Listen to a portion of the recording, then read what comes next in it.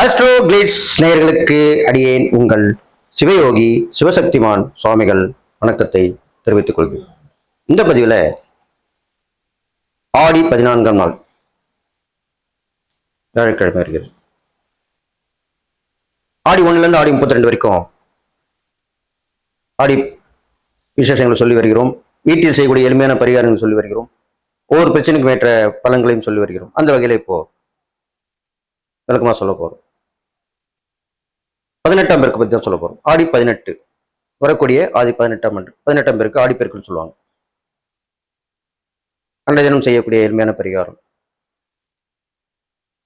ஆடி பெருக்குனா எல்லாம் பெருகிறது தானே. இதுல எது பெருக்குனா உங்களுக்கு நல்லது? பணம். பணத்துக்கு இன்னொரு பேரு செல்வம்.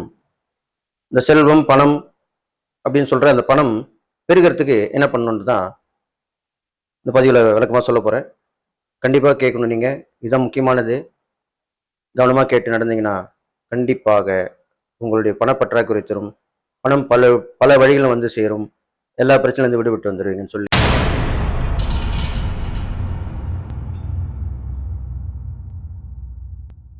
காளிகாசாய வித்மகே மசான வாசின்ன தீமிகே தன்னோ அகோர பிரஜோதயா. இந்த ஆடி மாசம் 14 நாள் வியாழக்கிழமை குருவாரம். குருனாலே தனகாரம் தான். தன புத்திரகாரர்கள். தனகாரங்கன்னா செல்வம் பணத்துக்கு உரியவர். புத்திரகாரனா புத்திர பாக்கியத்துக்குரியவர். இந்த ரெண்டுத்துக்குமே குரு தான். அதுவும் வியாழக்கிழமை வருது. அப்போ என்ன பண்ணணும்னா இந்த ஆடி பெருக்குன்றது சொல்லக்கூடிய விஷயம் எல்லாமே பெருக்கக்கூடிய விஷயங்கள். அப்போ பணம் எங்கெங்கெல்லாம் இருக்கும்?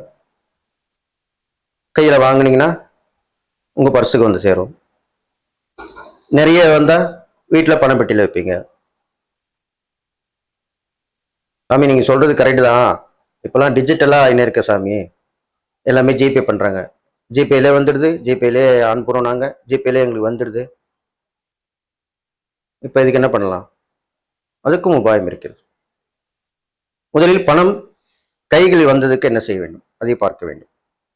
கண்டிப்பா பணம் கையில வாங்குறது கொடுக்கறதா நடந்துகிட்டு தான் இருக்கு. ஜிபேலாம் ஒரு அளவுக்கு தான், ஒரு லிமிட் தான். அதுக்கு மேல நீங்க பணம் அனுப்ப முடியாது, பணம் வாங்க முடியாது. ஒத்துக்கிறீங்களா? அப்ப மிகைப்பட்டப்பட்ட பணம். அப்போ நல்லா கேட்டுங்க. முதல்ல நம்ம பர்ஸ்ல பணம் தங்கணும், பணம் பெருகணும். தங்குறது விடுங்க, பணம் குட்டி போடணும். குட்டி போடுமா? பெருகிறது தான் குட்டி போடுறது. பணம் வந்துட்டே இருந்தா அது குட்டி போடுற மாதிரி தானே. அப்ப அதுக்கு என்ன பண்ணலாம்? ஒரு மஞ்சள் பேப்பரா இருக்கலாம், மஞ்சள் துணியாக இருக்கலாம். ஏன்னா குருக்குரிய நிறம் அதுதான், மஞ்சள் தான். அதிலே ₹1 நாணயத்தை வைத்து, ₹1 நாணயம் தான் எல்லாத்துக்குமே பேசும். நல்லதுக்கும் பேசும், கெட்டதுக்கும் பேசும். பார்த்துருப்பீங்க. உன் குலதெய்வத்தை வேண்டணும்னா, ஒரு பிரச்சனை தெளிவு வேணும்னா ₹1 காயினை முடிஞ்ச வைன்னு சொல்லுவாங்க. பெரியவங்க முன்னவங்க அந்த காலத்து சொல்லுவாங்க. இப்ப எல்லா தெய்வத்துக்குமே அந்த மாதிரி பண்றாங்க. குலதெய்வத்துக்கு மட்டும் இல்லை, எல்லா தெய்வத்துக்கும் பண்றாங்க. அது முடிஞ்சு வச்சுனாலே நம்ம பிரச்சனை தீர்ந்த மாதிரி தான். தீர்ந்தோடனே அந்த காசை எடுத்துன்னு போய் உண்டியல போட்டணும். அவ்வளவுதான். அப்ப இந்த ₹1 வைத்து அதை பன்னீரால் சுத்தம் செய்து மஞ்சள் குங்குமம் பொட்டிட்டு அதனுடன் பச்சை கற்பூரம் சிறிது, ஒரு ஏலக்காய், ஒரு கிராம்பு, இது கண்டிப்பா இருக்கணும். இது 3மே ஈர்க்கக்கூடிய விஷயங்கள், ஈர்ப்பு தன்மை உள்ள விஷயங்கள். இத கட்டி பர்ஸ்ல வச்சுக்கணும். வியாழக்கிழமையில வச்சுக்கலாம், அந்த ஆடி 18 அன்றைக்கு வச்சுக்கலாம். பெருக்கக்கூடிய நாள் அது, அதனால அன்னைக்கு வச்சுக்கலாம். டக்குன்னு அந்த மாதிரி வச்சுட்டே வச்சிடக்கூடாது. உங்கள் வீட்டு பூஜையில வைத்து உங்கள் குலதெய்வம் செய்து வணங்கி, எல்லா சாமியும் வணங்கி, அந்த குருவை நினைத்து, லக்ஷ்மியை நினைத்து, குபேரனை நினைத்து, செல்வத்துக்கு அதிபதிகள் குபேரன் லக்ஷ்மி மட்டும் இல்ல, இந்த செல்வத்தையே கொடுக்கக்கூடியவர் ஐஸ்வரேஸ்வரர்.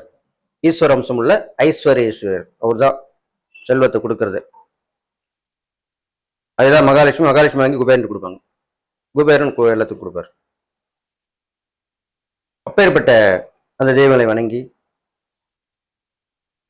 இந்த முடிச்ச வச்சு தூபதீபம் காட்டி விழுந்து வணங்கி எனக்கு இதனால சேரணும் அந்த கோரிக்கை சொல்லணும் மனசுல. அதுதான் எதுக்காக நீ சேரணும் பர்சில் வச்சுக்கணும். இது ஒரு வகை. பணப்பெட்டியிலுமே அவ்வாறே தான் செய்யணும். பணப்பெட்டியில வந்து நல்லா கேட்டுங்க, பர்சில் வைக்கும்போது மஞ்சள், பணப்பெட்டியிலே வைக்கும் பொழுது பச்சை பச்சை நிற துணி அல்லது பச்சை நிற பேப்பர், அதுல இந்த ஒரு ரூபாய் காயின் வச்சு முன் சொன்னது போல ஏலக்காய், ஒரு ஏலக்காய், ஒரு கிராம்பு, ஒரு பச்சை கற்பூரம் இல்லை, இதை எடுத்து முடிந்து இதே மாதிரி தூபதீபம் காட்டி பூஜை பண்ணி அந்த பணப்பெட்டியில வைக்கணும். பெருகும். இது அப்படியே விட்டுலாமா? கிடையாது. வாரந்தோறும் மாற்ற வேண்டும். இதான் முக்கியம். பர்ஸ்ல இருக்கிறது மாத்திடணும், பணப்பெட்டியில இருக்கிறது மாற்றணும். வார வாரம் இப்போ வேகக்கிழமை வச்சிங்கன்னா வேகக்கிழமை மாற்றணும்.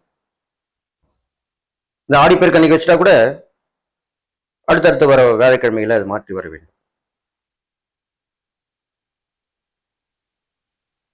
இப்படி செய்து வந்தீர்களானால் உங்களுக்கு பணம் தங்கும், பணம் பெருகும், பணம் வந்துகிட்டே இருக்கும், தடைகள்லாம் விலகிடும், ஏதோ ஒரு வகையில வரும். உங்கள் உழைப்பால் வரும், உங்கள் அதிர்ஷ்டத்தால் வரும், உங்கள் திறமையால் வரும், உங்களுக்கு உதவி செய்யக்கூடிய ஒரு வகையில வரும். இப்படிலாம் வந்துகிட்டே இருக்கும், ஏதோ ஒரு ரூபத்தில் வரும். இதுக்கப்புறம் அன்னைக்கு தான தர்மம் பண்ணணும். இங்கதான் விஷயமே இருக்கு. அன்னைக்கு தான தர்மம் பண்றது சாப்பாடு வாங்கி கொடுக்கறது, தண்ணி வாங்கி கொடுக்கறது, துணிமணி வாங்கி கொடுக்கறது எல்லாமே இல்லை. காசு போடணும் கண்டிப்பா. ஏன்னா உங்களுக்கு தேவை காசு. காசு பணம் தானே. காசு பணம். காசுனா காயின், நாணயம். பணம்னா நோட்டு. அவ்வளவுதான். இந்த ரெண்டையும் சேர்த்து கொடுக்கணுமே, அது எப்படி? இப்ப விஷயத்துக்கு வரேன். ஒரு 10 ரூபாய் நோட்டு, ஒரு ரூபாய் காயின் எவ்வளவு ஆச்சு? 11 ரூபாய். குறைஞ்சது எவ்வளவு? அல்லது 21, 20 ரூபா நோட்டு 1 ரூபாய் காயின், அல்லது 50 ரூபா நோட்டு, 50 ரூபா நோட்டு 1 ரூபாய் காயின், அல்லது 100 ரூபா நோட்டு 1 ரூபாய் காயின். உங்கள் வசதிக்கு ஏற்ப. இதுல 100 விஷயம் சொல்லி பணக்காரங்களாம் சொல்லி கேட்டிருப்பீங்க. பணம் போட்டாதான் பணம் எடுக்க முடியும். இப்ப புரிஞ்சுட்டீங்களா? எவ்வளவுக்கு பணம் அதிகமா கொடுக்குறீங்களோ அவ்வளவுக்கு பணம் அதிகமா உங்களுக்கு வரும். மனம் இருந்தால் மார்க்கம் உண்டு. நம்ம மனசுதான் வேணும். ஐயோ உங்களுக்கு இவ்வளவு கொடுக்கணுமா அப்படின்னு நினைக்கக்கூடாது. கொடுத்தா நம்மளுக்கு அப்படியே ரெட்டிப்பா வரும். இது கண்டிப்பா செய்ய வேணும். இது செஞ்சுட்டு அதுக்கப்புறம் நீங்க சாப்பாடு தண்ணி வாங்கி கொடுக்கலாம், அதெல்லாம் வாங்கி கொடுக்கலாம். பணம் பிரதானம். ஏன்னா அவங்க அதுக்கு தான் மெயினா கேட்பாங்க. நீ என்னதான் சாப்பாடு தண்ணி துணிமணி வாங்கி கொடுத்தா கூட காசு கொடுத்தாதான் அவங்களுக்கு பூரண திருப்தி ஆகும். எல்லா ஏழைகளுக்குமே, வறுமையில் வாடுபவர்களுக்கு. இதை செய்து அந்த பணத்திற்கு உண்டான தெய்வங்களை முன்னாடி சொன்ன மாதிரி லக்ஷ்மி, குபேரன், ஐஸ்வர்யேஸ்வர் இவங்களை வணங்கி வழிபட்டு வர வேண்டும். அவர்கள் பணம் தான் வச்சு வழிபடலாம், இல்லை அவங்க பேர் சொல்லி வழிபட்டு வரலாம். இதை நீங்கள் ஆடிப்பெருக்கல் என்று செய்யலாம். ஒரு வியாழக்கிழமை, ஆடி மாதம் வர வியாழக்கிழமையில் செய்யலாம். வியாழக்கிழமை நிறைய பேர் சொல்லி கேள்விப்பட்டிருப்பீங்க. மாலை வேலையில் 5 மணிலேருந்து 6 மணி வரைக்கும் குபேரன் நேரம்னு சொல்லிப்பாங்க, கேள்விப்பட்டிருப்பீங்க. உண்டா இல்லையா? அதான் உண்மை. அதனால தான் நான் அப்படி சொல்லுகிறேன். இந்த வியாழக்கிழமையில செய்யணும், இல்லைன்னா அந்த ஆடிப்பெருக்கில் செய்யறது ரொம்ப விசேஷம். தொடர்ந்து அது வந்துகிட்டே இருக்கும். அது செய்ய முடியாமல் போனால் ஒரு வியாழக்கிழமை செய்து வரலாம். இப்படி செய்து வந்தீர்களானால் பணம் பல வழியில் வரும், பணப்பற்றாக்குறை தீரும், பணம் தங்கும், சேமிப்பும் கிடைக்கும், பணத்தால் எதையும் சாதிக்க முடியும், அதற்குண்டான வழிகள் திறக்கும், எல்லாமே நடக்கும் அப்படின்னு சொல்லி நீங்கள் கவனமாக செஞ்சுட்டு வந்தீங்கன்னா நல்லது நடக்கும்னு சொல்லி எல்லா நலவும் பெற்று வாழ்வீங்களை வாழ்த்தி விடைபெறுகிறேன். நன்றி, வணக்கம்.